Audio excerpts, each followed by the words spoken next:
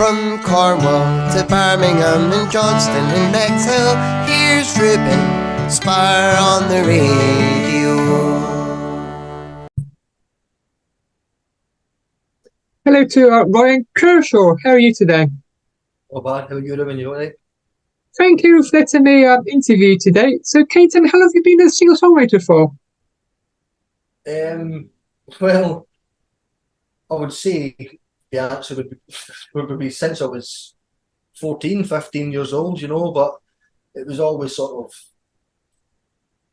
in bands in my late teens and things like that, want to be a rock star. Then it sort of, the dream faded away and sort of got into sort of normal life, and the guitar just became a hobby as such. And it wasn't until recently again I started writing and posted a few songs online, and eventually got some backing and some support from Red Tangent Records. So so now I'm back in doing it basically almost full time as such. So, can you tell me more about Red Tangent Records? Red Tangent Records. Well, they're based out of Bristol. Well, they're a sister sort of branch of Changing Tunes, which is a charity down in England that sort of provides music workshops for youth offenders, for prisons, and they also run post-release sort of workshops as well. So when people are released from these sort of places, they can continue on and continue to make music and be involved in music. So they started Red Tangent Records, so that we can sort of just sort of release great music to the world. So, what is it like being signed by the record company? It's great, as I said. I said briefly earlier that it's very exciting at first, because you think, wow, this is it. I've made it here, because you get the message coming through that we want to sign you, and then you think, is that happening? And then before you know it, you're on an airplane and you're flying down, and then you're in a studio, and then a record contract's in front of you and you're signing it, and that's all really exciting. But the way the record, the music industry is today, I don't think it makes a big difference if you're signed, unless of course it's to one of the major labels, which is, there's 5 of them out there, major labels as such. Unless you're signed to one of the major labels, everybody's in the same boat. You still have to put in the same work as everybody else. So it's great having the backing and sort of having the support and the network that we've got, and sort of funding that we get. But yeah, it's still extremely hard work. It's not as if because I'm signed now, I can just sit on my backside and let somebody else deal with all the day-to-day things. So,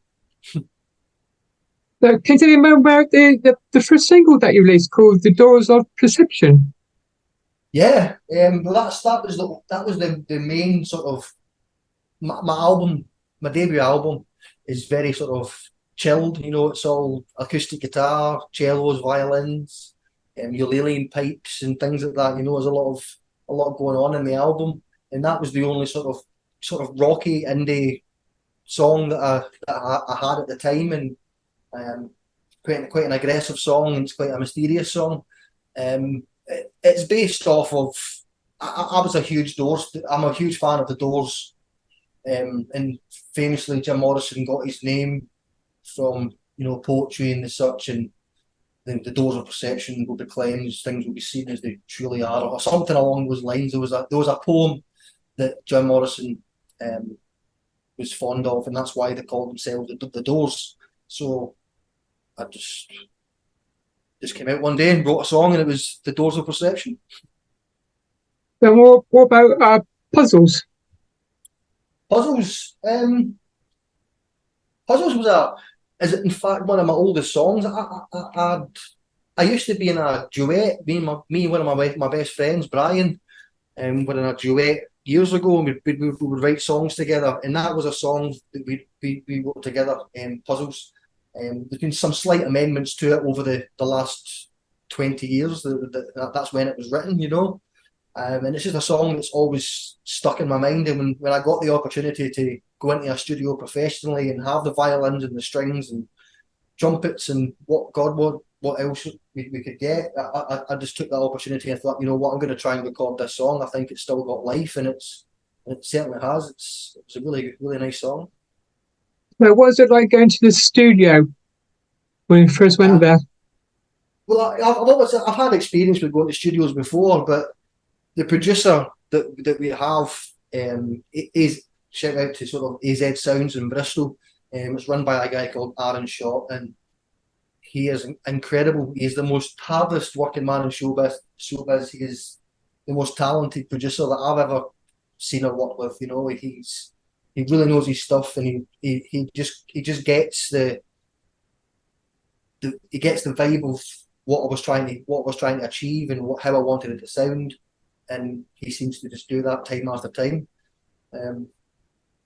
Yeah, so it was really great to have that experience of a professional, real professional producer, and then again continue to work with him to this day.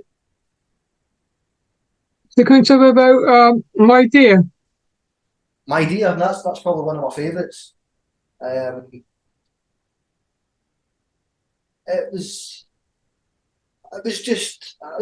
not a challenge as such to myself, but I just wondered how little I could actually do with a song and get away with it, because at the end of the day it's 4 chords consistently. There's maybe a 5th chord fling in there at one point, but the verse, the bridge, the chorus, it's all the same structure all the way through, and to make it sound different to differentiate between the verse, the bridge, and the chorus, and have it.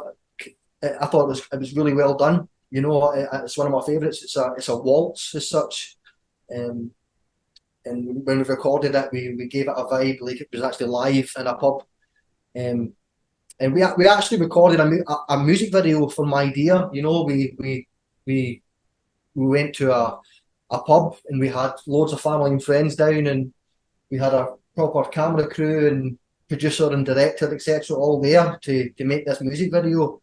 But when it came down to the crunch and we watched it back, and I wasn't in charge at that point either, I was sending it off to the record label, and it just wasn't what we had in mind and wasn't what we envisioned for the music video. It just didn't work out, as things do. Some things work, some things don't. I've actually got 2 music videos sitting there that I've never used, and they'll never see the light of day, unfortunately. They'll just stay in my vault forever. But My Dear, I really had big plans for it at the time, and I wish, looking back now, I wish I didn't release it, and I wish I still had it in my back pocket, because I could do, with the knowledge that I've got now within the industry, I think that it would do so well, which is why we've got the vinyl back in stock, which is why we're doing this Christmas campaign, so we can try and, of course, push people towards my original music, not just the Christmas song that I'm doing is a cover. I've never been a fan of doing covers. I never play covers live, but it's an experiment as such that we wanted to try.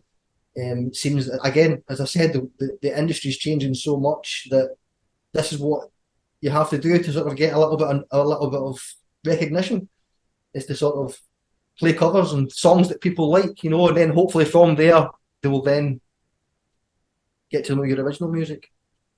So can you tell me more about your debut album called Everything Has Led to This? Yeah, well, so those 3 singles that we just discussed there were came out, and on when My Dear was released, we released the album, and that was the only stipulation that I had in the record contract, is that I would sign the record contract as long as it was released on vinyl, because it's made for vinyl. I truly believe that. When you listen to it on vinyl, it sounds totally different from anything else. It really does. It's fantastic. So, yes, it's got 11 tracks on it. The vinyl actually only has 9 tracks on it. That's just due to trying to keep it as best quality as possible, because the more data or the more songs you try and fit onto a vinyl, you lose a lot of quality. So we took a couple of songs off it, and we made them, of course, exclusive to things like Spotify and Apple and all those sort of platforms. So, can you tell me more about your Christmas single that you're going to release on December the 8th called Fairytale of New York? Yeah, well, of course, it's my take on the cover of a cover of the Pogues featuring Kirsty MacColl, the Fairytale of New York. It's a classic Christmas song. It's quite a bold move, I think, as well, because it is such an iconic song. No matter what, it's not gonna be, oh, that's better than the original. Definitely not. That's never gonna happen because it's such an iconic song. But I hope I've done it some sort of justice. I tried to make it my own. I tried to just tone it down a little bit and do it in my style, so it slots in with my album that was released. If you look at the artwork from my album and then you look at the artwork for this upcoming single, it's the same character, it's the same art style. So yeah, it's just a little bonus extra continuation from the album as such. So, are you writing any new music? Yeah, as I said, I've just been in the studio a couple of weeks ago. I put 2 tracks down, or 2 songs that I was working on. I have it's like any I don't know how any other songwriters how their process works, but sometimes I can write a song in 5 minutes and it's done, boom, ready, and it's ready to go. Sometimes I can spend a couple of hours writing half a song and then I'll leave it and then I'll not like it and it'll sit in a pile somewhere, and then I'll start writing a different song, and then all of a sudden I get stuck again, and some of the stuff that I've done previously just seems to slide into what I'm trying to do just now. So it's as if I'm preempting what I'm going to write before, it's a weird process that I've got. I just write when I can. If I finish a song, then great. If I need to leave it, I'll go back and revisit it in a couple of months' time. If I write a new song, I can then pull stuff from things that I haven't used and hopefully come up with something that's good enough to go on an album. Because not every song that I write gets to go on the album, And finally, can you tell my listeners where can I find you on social media? Social media, you'll find me on LinkedIn, TikTok, Facebook, Instagram, Twitter, or X as now it's called. Yeah, so all of the streaming platforms, all of the social media platforms, you'll get me. My name's consistent throughout all of it. It's Ryan Kershaw official. So yeah, on those sort of platforms, so it's quite easy to find me. Website, we've got www.ryankershaw.com. You can also get it through redtangentrecords.com. So yeah, you can't miss me if you search my name, Ryan Kershaw, you'll find me. Thank you for letting me interview today. No, thanks very much for having me on. Thank you.